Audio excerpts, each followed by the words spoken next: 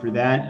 One thing is that, not overloading Woody Marks. Like USC didn't need to see a lot from him in this game, and I think that you could tell. And we briefly alluded to this earlier. Lincoln Riley not giving LSU and Brian Kelly much of anything to look at on film study. I think Riley was he really wants to give Miller Moss a great game plan, and he doesn't want to be tipping his hand precisely because Miller Moss is not Caleb Williams.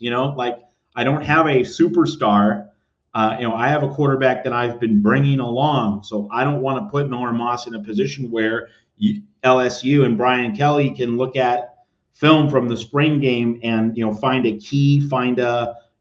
nuance that would put Miller Moss at a disadvantage. So I think when we look at the quarterback play, that's one thing. But the other thing is, with not giving the first string running backs too many carries, will this spring game will it carry into the season in terms of having more of a committee approach at running back? Because I think that's going to be needed in the Big Ten. I don't think you can lean on one horse the way USC did with Dye 2 years ago and Marshawn Lloyd last year. I really do think that you're going to need to rotate bodies a lot more. And so hopefully the spring game was a harbinger in that regard. Hopefully it was an indicator of USC and Lincoln Riley mixing up the running back room a lot more. So those are some worthwhile points to kick around. And one more thing, some people got anxious about Lincoln Riley saying there was a competition at quarterback, as though they were worried that Miller Moss might get beaten out by Jayden Maiava. Well, from looking at the spring game, we didn't need to worry about that. And it's not necessarily for the best of reasons either. Like it was less about Miller Moss setting this really high standard that Maiava couldn't reach. No, it was really the other way. They were both ordinary, but Maiava has a lot to learn. He has a lot of work to do to get himself up to a starter level standard. So that's going to be something to watch in the summer and in August. Can Jayden Maiava develop his game? Can he develop his understanding of Lincoln Riley's offense to the extent that, and we don't want Miller Moss to get hurt, but if he does, Jayden Maiava is not there right now. And it's not panic time that he's not there right now, but he isn't there right now. Like, we should just say that. And so August is going to be really important for his development. But just, on a broader level, any anxiety, if any USC fans spent sleepless nights the past few months wondering, is Jayden Maiava going to beat out Miller Moss? Well, you did not need to be worrying very much about that. That small bit of perhaps overplayed drama when Lincoln Riley pointed to a QB competition, it was never really that much of a conversation. And so Miller Moss definitely going to be the guy heading into LSU. Well, we had talked about that, and I think you agreed with me. I said it's going to be a situation where, Miller's the champ, especially coming off that Holiday Bowl, and Maiava would have to come in and just, figuratively knock him out. I mean, it could not be a decision. It couldn't be. He can't leave it up, to not sure, because one, the experience. Now, the funny thing is Maiava has more experience, game experience than Miller, but three springs, 2 seasons with Lincoln Riley is invaluable in Riley's offense. So obviously that's going to pay, huge dividends for giving him an advantage.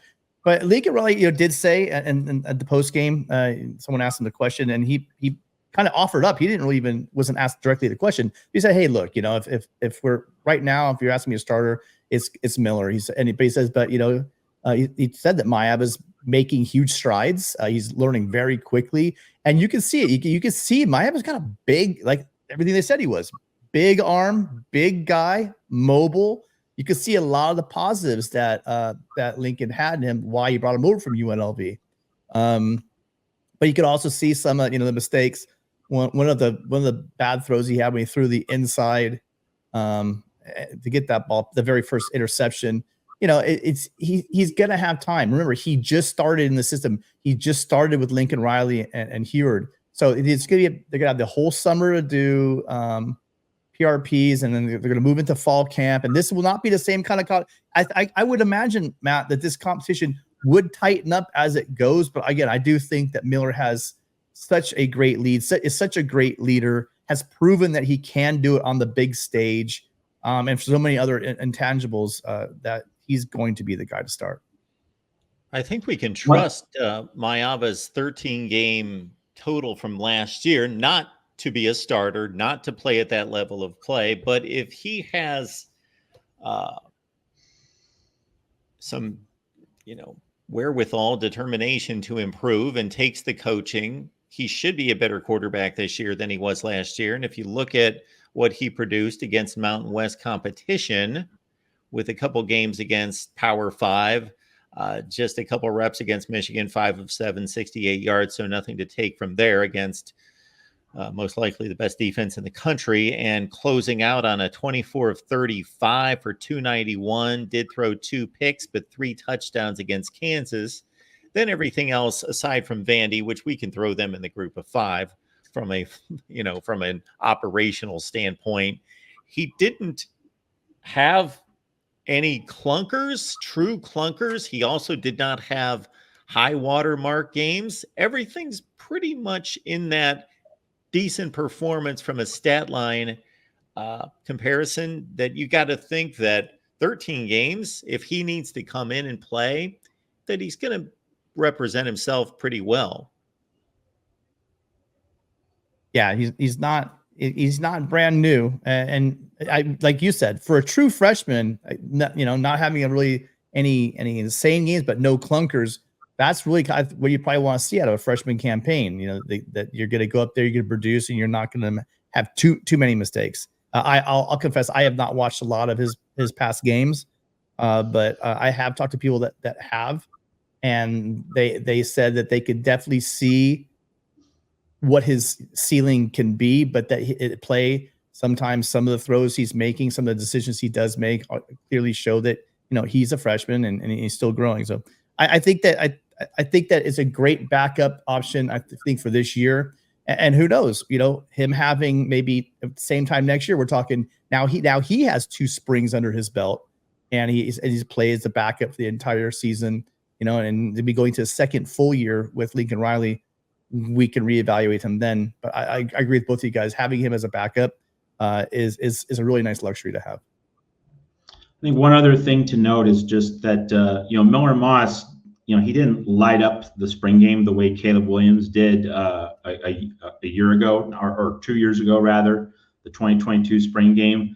But Miller Moss, I saw the videos of the press conferences, the media availabilities after the spring game. Like, Miller Moss is not worried about how this spring game went. You can tell that he has that tunnel vision focus on LSU. You can tell that he's really into leading this team and leading this offense, and that he's focused on the long view, and that he's not going to get too wrapped up in a spring game where, once more, Lincoln Riley did not try to be particularly complicated or adventurous. And I think with Miller Moss, having familiarity within this offense and being the leader of this offense, Miller Moss created the vibe of, hey, I got this. Now, I will reemphasize the point that one really great Holiday Bowl performance doesn't mean that, Miller Moss has it made and USC is going to cook in 2024. I'm not of the view that Miller Moss is definitely going to crush it this year, but seeing Miller Moss, the way he carries himself, the way he leads this USC offense, the way he speaks as a guy who has total command of and trust within the locker room, I'm also not going to worry about this spring game either. I'm not going to overreact negatively to Miller Moss. But I don't think this is a slam dunk success story in the making, but I'm also not going to put any real stock in what we saw at a spring game in which there were a lot of interceptions thrown. I'm not going to, kind of bail out or scramble in that direction either. Well, and one of the interesting things actually at that press conference you talked about, I asked Miller, I said, you're in a really unique position. to answer this question about what's the biggest difference you've seen from your perspective from last year's defense to this year's defense. And you can see him kind of sit there for a couple of seconds. And he basically said, well, a lot of the wide open guys and throws that aren't there anymore. So maybe 2 years ago when Caleb was feasting on that secondary, maybe that's probably a big reason for it, is that Doug Belk and Danton Lynn have tightened up a lot of those gigantic broken coverages that were happening left, right, and center at USC recently. And hey, listen, even though I'm pretty sure this guy is an Arizona fan, I think, Mark, you probably would know him better than me. But what's it? Hey, thank you for being here. But the reason why I have him on is because so he's the first Twitter comment I think I've seen. We've done this for a couple of days now. So thank you, Andrew, for being here on Twitter, and thank you for commenting. Guys on Twitter, reading those comments.